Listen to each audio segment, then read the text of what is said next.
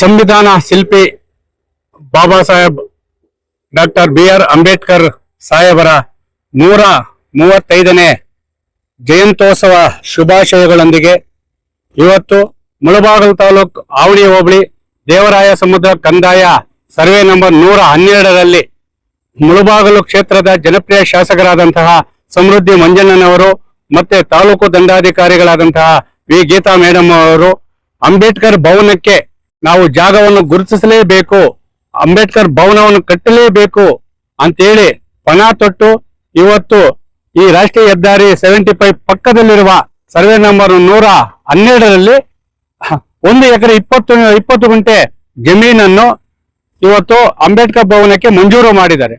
ಆದ್ರೆ ಆ ಮಂಜೂರು ಮಾಡಿದ ನಂತರ ಬೆಂಗಳೂರು ಮೂಲದ ಯಾರು ವಜ್ರಾಲ ರಾಜೇಶ್ ಅಂತೆ ನನಗೆ 14 ಎಕರೆ ನಾನು ಕ್ರಯ ಜಮೀನ್ ಖರೀದಿ ಮಾಡಿದ್ದೀನಿ. ಅಲ್ಲ ಸ್ವಾಮಿ, ಬೆಂಗಳೂರಿಂದ ಬಂದು ನೀವು ಖರೀದಿ ಮಾಡಿದೀರಾ, ನಾವು ಅದಕ್ಕೆ ಅಭ್ಯಂತರ ಹೇಳ್ತಾ ಇಲ್ಲ. ನೀವು 14 ಎಕರೆ ಇದ್ದೀರಿ, ಕಲ್ಲು ಬಂಡೆ ಮೂಲತಃ ಕಲ್ಲು ಕುಟುಕರು ಇವತ್ತೇನು ಅಂಬೇಡ್ಕರ್ ಭವನಕ್ಕೆ ಜಾಗನ ಮಂಜೂರು ಮಾಡಿದ್ದಾರೆ, ಅದು ನಾವು ಇವತ್ತು ನಿಲ್ಕೊಂಡು ವಿಡಿಯೋ ಮಾಡ್ತಾ ಇರೋದು ಕೂಡ ಕಲ್ಲು ಬಂಡೆ ಅಲ್ಲ, ಕಲ್ಲು ಕುಟುಕರು ಅದು ಕಲ್ಲು ತೆಗಿತಾ ಇದ್ದು. ಅದನ್ನು ನೀವು ಅದು ಯಾರು ಮಂಜೂರು ಆಗ್ಬಿಡ್ತದೆ? ಇವತ್ತು ತಾಲೂಕು ದಂಡಾಧಿಕಾರಿಗಳು ಪ್ರಾಮಾಣಿಕವಾಗಿ ಅಂಬೇಡ್ಕರ್ ಭವನಕ್ಕೆ ಸರ್ಕಾರಿ ಜಮೀನನ್ನೇ ಹುಡುಕಿ ಇವತ್ತು ಏನು 1 ಎಕರೆ 20 ಗುಂಟೆ ಇದ್ದಾರೆ, ಅದು 3 ಎಕರೆ ಇದೆ. 3 ಎಕರೆ ಬೇಕು, ಅಂಬೇಡ್ಕರ್ ಭವನ ದೊಡ್ಡದಾಗಬೇಕು. ಯಾಕಂದ್ರೆ ಇಡೀ ಪ್ರಪಂಚಕ್ಕೆ ಒಂದು ಸಂವಿಧಾನವನ್ನು ಕೊಟ್ಟಂತಹ ಬಾಬಾ ಸಾಹೇಬ್ ಅಂಬೇಡ್ಕರ್ ಅವರು ಇವತ್ತು ನಾವು ಒಂದು ಹೋರಾಟ ಇರ್ಬೋದು, ಒಂದು ಶಿಕ್ಷಣ ಇರ್ಬೋದು, ಒಂದು ಸಂಘಟನೆ ಯಾವುದೇ ಇದು ಮಾಡ್ಬೇಕಾದ್ರೆ ಅದಕ್ಕೆ ಮೂಲ ಕಾರಣ ಬಾಬಾ ಸಾಹೇಬ್ ಅಂಬೇಡ್ಕರ್ ಇರುವ ಸಂವಿಧಾನ. ಅಂತಹ ಸಂವಿಧಾನದಲ್ಲಿರುವಂತಹ ನಾವುಗಳು ಇವತ್ತು ಬಾಬಾ ಸಾಹೇಬ್ ಅಂಬೇಡ್ಕರ್ ಅವರಿಗೆ ಒಂದು ಭವನವನ್ನು ನಿರ್ಮಾಣ ಮಾಡಲು ಹೋದ್ರೆ ಇವತ್ತು ನಾವು ಖರೀದಿ ಮಾಡಿದೀವಿ ನಮ್ಮ ಜಮೀನು ಅಂತೇಳಿ ನೀವು ನ್ಯಾಯಾಲಯದ ಮೊರೆ ಹೋಗ್ತೀನಿ ಅಂತ ಹೇಳ್ತಿರಲ್ಲ, ಯಾವ ರೀತಿ ನ್ಯಾಯ ಇದೆ? ಇದು ಸರ್ಕಾರಿ ಜಮೀನು ಸ್ವಾಮಿ, ಕಲ್ಲು ಬಂಡೆಗಳ ಜಮೀನು.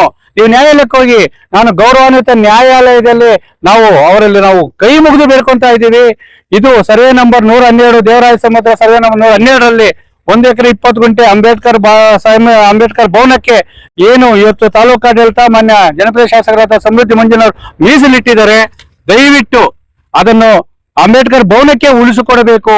ಅದನ್ನು ಬಿಟ್ಟು ಇವತ್ತು ಬೆಂಗಳೂರಿಂದ ಬಂದಿದ್ದಾನೆ, ಕೆಲವು ಕಂದಾಯ ಅಧಿಕಾರಿಗಳಿದ್ದಾರೆ ಇಲ್ಲಿ.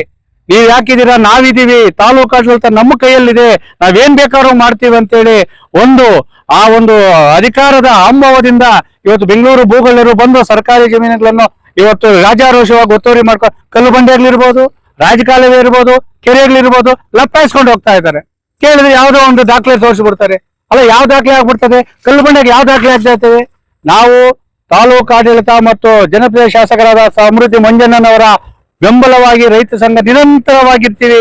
ಯಾಕಂದ್ರೆ ನಾವಿವತ್ತು ಹೋರಾಟ ಮಾಡ್ತಾ ಇದೀವಿ, ಇಲ್ಲಿ ಬಂದು ಗಟ್ಟಿ ದನಿಯಲ್ಲಿ ಮಾತಾಡ್ತಾ ಇದೀವಿ ಅಂದ್ರೆ ಅದು ಬಾಬಾ ಸಾಹೇಬ್ ನೀಡಿರುವಂತಹ ಸಂವಿಧಾನದ ಒಂದು ಶಕ್ತಿ.